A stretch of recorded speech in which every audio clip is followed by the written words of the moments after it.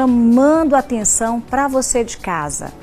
Olha só, nós vamos falar de um tema importante que toma conta de muita gente, né? Principalmente quando a gente está em busca do quesito emprego. Buscar capacitação, procurar uma vaga e ficar frente a frente com um recrutador não é nada fácil. Mas ficar de braços cruzados não é uma opção, não mesmo. Por isso, nosso querido repórter Lohan Lima foi conversar com uma mentora profissional para te ajudar a chegar preparado numa entrevista de emprego e enfrentar as longas seleções que o mercado de trabalho muitas vezes propõe. Presta atenção nesta matéria bem especial.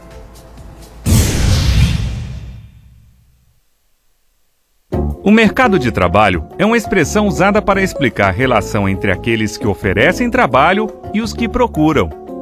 Com a situação econômica do país, o número de vagas é menor que a quantidade de pessoas em busca, resultando num alarmante desemprego, que chegou à taxa de 8,8%, segundo a Pesquisa Nacional por Amostra de Domicílios, a PNAD, do Instituto Brasileiro de Geografia e Estatística, o IBGE.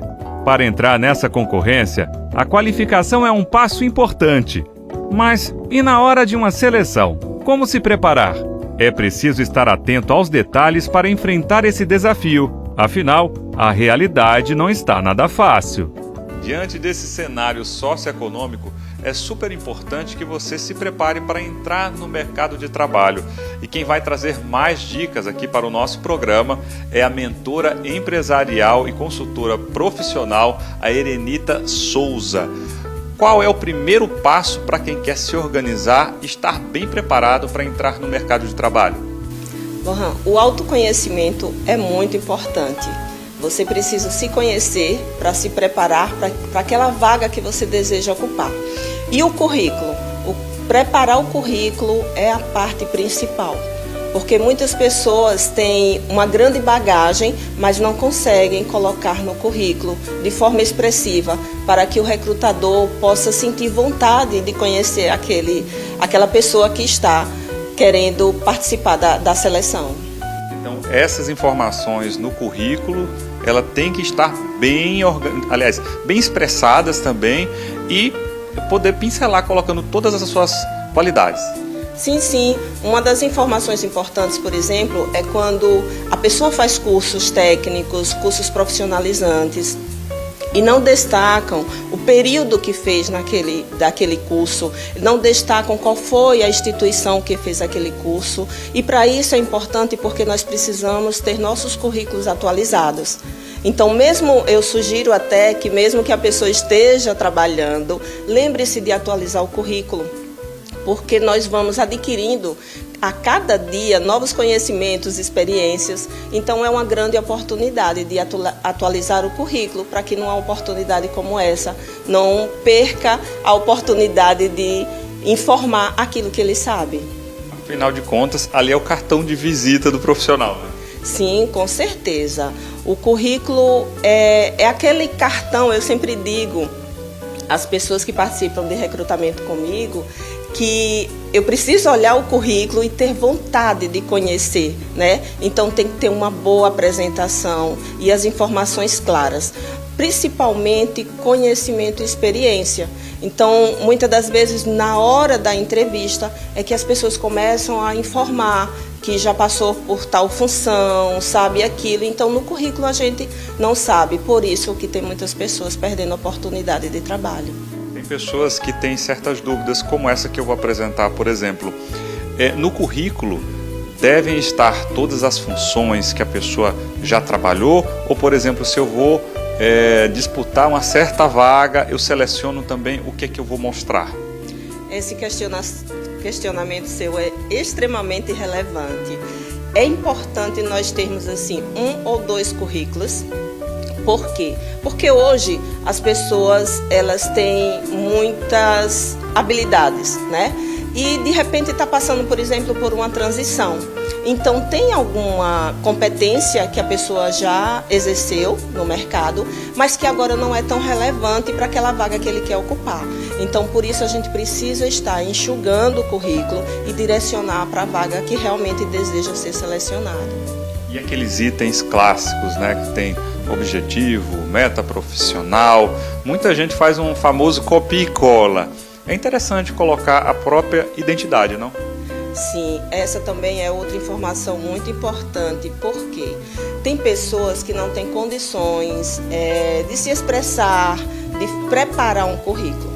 Então, busca um terceiro, né, para fazer o seu currículo, e aquele terceiro faz copia e cole, né? E de repente não está passando realmente as informações necessárias. Então, volto a dizer, o autoconhecimento é importantíssimo, porque quanto mais a gente se conhece, mais a gente pode falar sobre nós, até na hora de pedir para alguém nos apresentar através de um currículo. Erinita, agora meu currículo está pronto, apareceu uma vaga e eu vou me candidatar. E quando chega na hora da seleção, como é que hoje funciona a seleção numa empresa? Muitas empresas estão contratando terceiros, né, para recrutar. Por quê? Porque essas empresas de recrutamento e seleção ou profissionais, elas têm uma preparação, né, melhor, mais apropriada para poder fazer essa seleção. Por exemplo, teste de análise de perfil comportamental. Na hora da entrevista, eu, por exemplo, faço muitas perguntas que às vezes até a pessoa fica assim, pergunta aleatória, né? Mas ali são justamente nas entrelinhas que a gente vai entender se aquele profissional ele está preparado para a vaga ou não. Inclusive, para o perfil daquela empresa que precisa contratar. Então, na verdade, o candidato deve estar super preparado e também aberto para qualquer desafio que vai surgir. Claro, claro. E é interessante que uma das perguntas que nós fazemos no momento da entrevista é quais são os seus pontos fortes. E as pessoas tomam um choque, porque elas não se conhecem o suficiente até mesmo para dizer o que eu tenho para oferecer para essa empresa ou o que eu tenho para oferecer para o mercado. Então, é importante saber quais são seus pontos fortes, é importante saber quais são seus pontos de melhoria. Eu não gosto de citar pontos fracos, porque eu acho que ninguém é fraco, mas eu acredito que todos nós temos algo a melhorar. Então, saber os pontos fortes e os pontos de melhoria é muito importante para você, pelo menos, se sentir um pouquinho preparado para a entrevista. Isso você falou sobre se autoconhecer. Mas existe uma fórmula também para poder estar preparado para as outras etapas da seleção? Sim, primeiro você precisa, se você se candidata para uma vaga, você precisa buscar saber que vaga é essa, se tem a oportunidade de conhecer a empresa. Vá lá, hoje a gente tem acesso fácil, né? Vai, busca na internet o site, procura saber se realmente aquela empresa é uma empresa que eu desejo fazer parte, quais são a cultura empresarial, né? Quais são os valores que essa empresa rege, para ver se é compatível com o meu.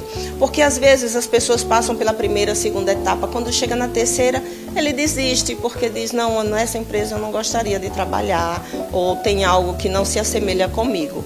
Então é importante para você entrar naquela seleção, né? Saber se você também vale a pena querer ficar naquela empresa, participar até o fim.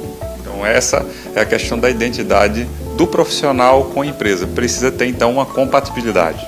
Sim, eu sempre digo aos meus clientes empresários, né, que como ele tem o direito de escolher, o candidato também tem o direito de escolher a empresa que ele quer trabalhar.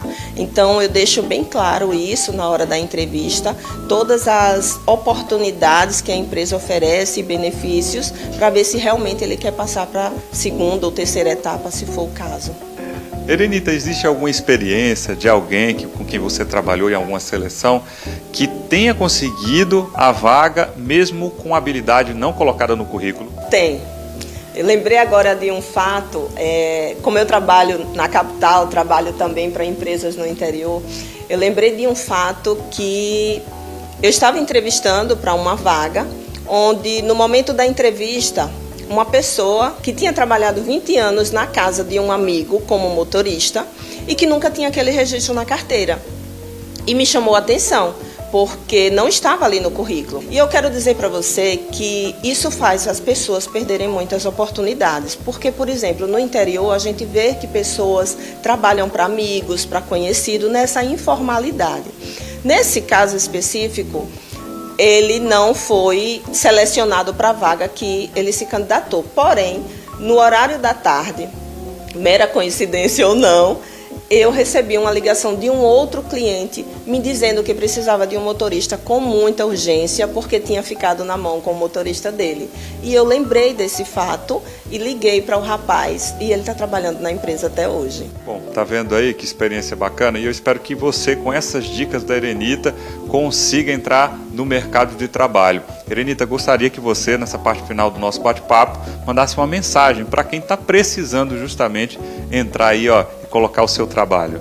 Eu quero dizer que existem muitas oportunidades no mercado profissional hoje, mas é importante que cada um de nós saibamos quais são as habilidades, quais são as competências e, principalmente, você precisa saber aquilo que você tem para oferecer para o mercado de trabalho e onde você pode trabalhar, qual a função que você pode exercer para que você possa ser feliz. Porque para a gente poder se sentir prazeroso naquilo que faz, é importante você fazer aquilo que gosta.